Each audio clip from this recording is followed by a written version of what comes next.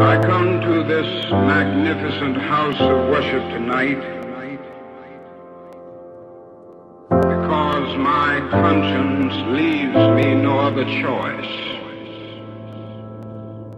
A true revolution of values will lay hands on the world order and say of war, this way of settling differences is not just. This business of burning human beings with napalm, filling our nation's homes with orphans and widows, of injecting poisonous drugs of hate into the veins of peoples normally humane, sending men home from dark and bloody battlefields, physically handicapped and psychologically deranged.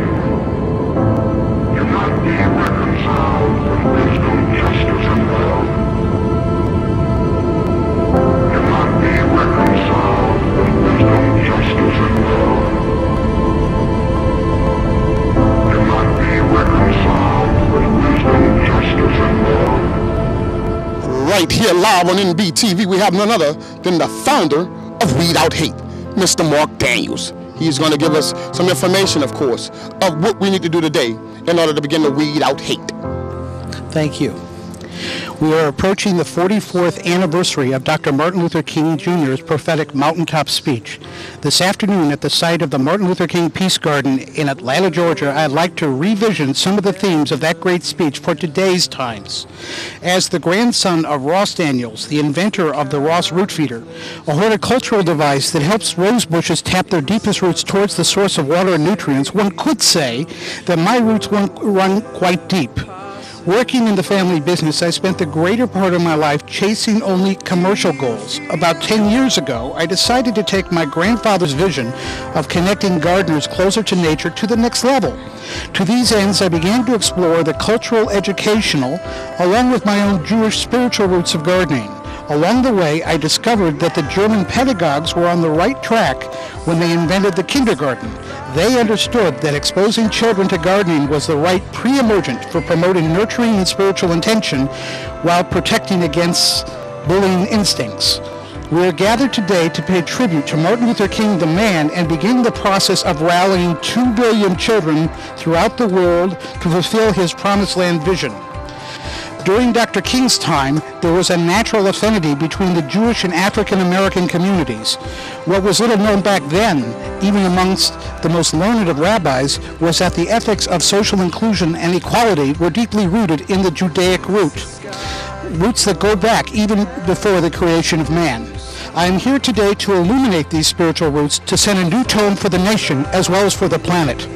In the 44 years since Dr. Martin Luther King Jr. gave his address, we've accomplished many of his goals. Unfortunately, there are still too many weed seeds of hatred embedded within society that inhibit the completion of this dream.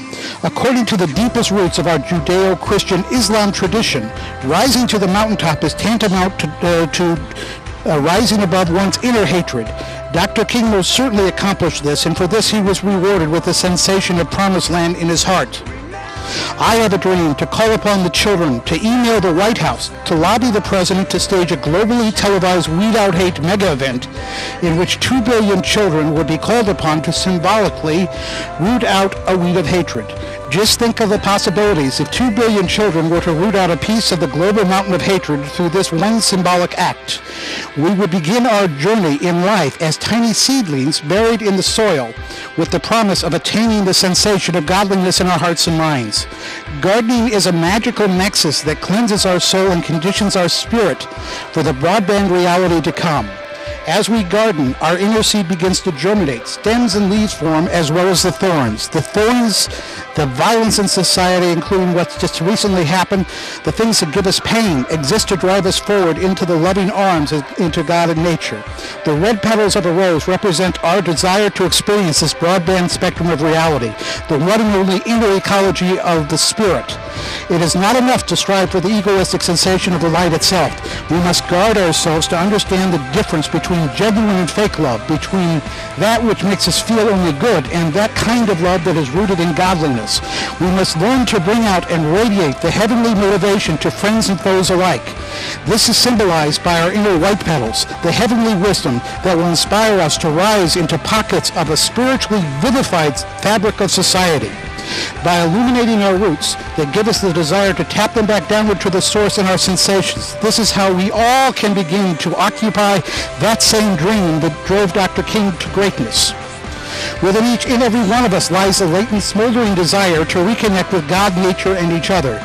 This is no easy task and complicated by social and cultural, and in some cases governmental attempts to quench this desire. Western society is suffering this conflict in ever-increasing degrees. The resulting emotional sickness has manifested itself first in our children, our most vulnerable asset. It takes a special kind of soul force to overpower this depth of hatred. And this force can only be attained by weeding out hatred in our hearts and to begin to adopt the broadband rainbow spectrum of God's light and love, and to begin to teach our children to get back to the roots that give us this sustenance. Our children and our grandchildren are now suffering for our mistakes. Their spiritual and physical health is at risk because this pop cultural imperialism dominates them at home and school. The symptoms manifest themselves in greed, envy, hate, violence, and bullying. The visual media and internet are only glorifying this indulgence. Ensuring the health of our children is a unifying goal that transcends skin color, economics, and politics.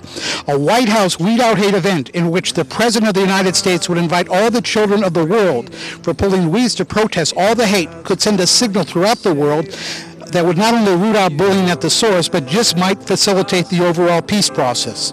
The president used the rhetoric of Martin Luther King to get elected into office. One can only assume that he feels the deeply rooted tensions and contradictions in society. Since Michelle Obama is already involved with engaging children to garden at the White House, my initiative would provide a major step towards reaching that promised land on earth where people could build a more peaceful and free society. Beginning in the 1960s, the Flower Children generation initiated a global peace campaign against outdated conventions and structures. Through this action, several seeds of hate were tilled out of the collective consciousness. Finely tuned souls like folk singers Bob Dylan and Peter Yarrow supported this process and spread it throughout the world. Today, we are experiencing similar periods of general protest against tyranny, and in the centers of New York, London, and Frankfurt against superior strength of the financial sectors. The atmosphere is highly charged for transforming the establishment once again. We are now at a crossroads. Do we want to remain at our current level of hatred that only expands political, economic, and social abyss? Or do we want to strive to rise above and beyond for unleashing the social evolution to come with the promise of peace, one that would create a balance between our inner and our outer world by reconciling the disparities? There could not be anything more at stake. To my friends and colleagues, might I suggest that the ultimate symbol of protest is to encourage Wall Street and Main Street to rise together by symbolically weeding out hatred. This is a potent act of non-violent guerrilla gardening that will irradiate the virus of hatred that is infesting society. Just as the sunflower was a symbol of peace and love in the 60s and 70s, we need to bring back this symbol for our times. The sunflower is special in the manner of how it follows the sun. Moreover, their roots act as a natural herbicide. This will become our strength to build the resistance amongst ourselves, marching arm in arm as one mind, one heart. This will become our ultimate soul force. Any attempts to deter us will only fuel our resolve to march forward. This, ladies and gentlemen, is only part of my dream. If Dr. King were alive and with us today, I would tell him that I want to help fuel the fire that he implanted within our hearts. Whether you are African American, Native American, South American, European, Asian, Christian, Muslim, or Jew, I lend them my support to urge my family and friends to fan the flames of love so hot that they would transform any ice-cold soul into a fiery spiritual diamond, a diamond bright with self-awareness of selfishness, radiating rainbows of rectitude and illuminations of love, treating each other as we would like to be treated, whether in our hearts or in our gardens. Dark violet for the earth, to the green of the stems, leaves and thorns, to the red of the petals of love, to the white petals of heavenly inspiration. This is our peace garden. This is our journey through our inner rainbow coalition. This change must begin with us in those areas which we all have the most influence. This brings us back full circle to the beauty of targeting the initiative for addressing the bullying problem. It is something that each and every one of us can do to make a difference.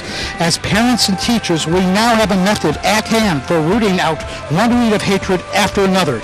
Just teaching to weed with the correct intention. will help them overcome the violent urges and will pave the way for planting their dreams of peace. Who knows, the weed that your child extracts today might very well become the catalyst for healing the world tomorrow. Dr. King, the promised land is now within reach and only a few heartbeats away. What a great speech, of course, by none other than the founder of Weed Out Hate, Mr. Marc Daniels, right here live on NBTV. We have one question for you, Marc. What do you feel about the initiative going on in Florida right now? Your program, of course, can begin to make a direct positive impact on situations that are taking place in America in reference to hate. I think that the ultimate protest, as I mentioned in the speech, for all the marching participants, is to get down on their knees and root out a symbol of hate, a weed of hate symbolically, and ask the white population to do the same. Only by rooting ourselves collectively down to the source, weeding out all this hate that's infesting us and keeping us from its promised land vision, will we ever begin to attempt to experience that promised land vision, that dream that Martin Luther King set before us. Do you think Mr. Zimmerman, of course, needs to be apprehended and brought to jail? Absolutely. Do you feel like the family, of course, will begin to heal just by knowing that process, has taken place? Of course, obviously they will never get their child back, but at least some sort of justice can begin to affect the family and even begin to heal the ills of America itself. According to the deepest roots of the Judaic tradition, there is one prayer to the Creator, to God, that is always answered, and that is the prayer to weed out hate. We have no idea how to weed this out ourselves. We need God's help in whichever form Jesus, Allah, Adonai, your religion tells you to pray to. We must pray for that wisdom to receive to be showered with the wisdom to weed out hate. If I were to give a piece of advice for Mr. Zimmerman and his family, together with the marchers, is that collectively go to a park and begin pulling out weeds of hate. That would be a symbol that would send a signal to the world, that this is where the problem lies. It's not within Zimmerman himself. He's acting as a puppet of nature. He's acting according to his instincts. By symbolically weeding out hate, the African Americans can teach the rest of the world to rise to the mountaintop.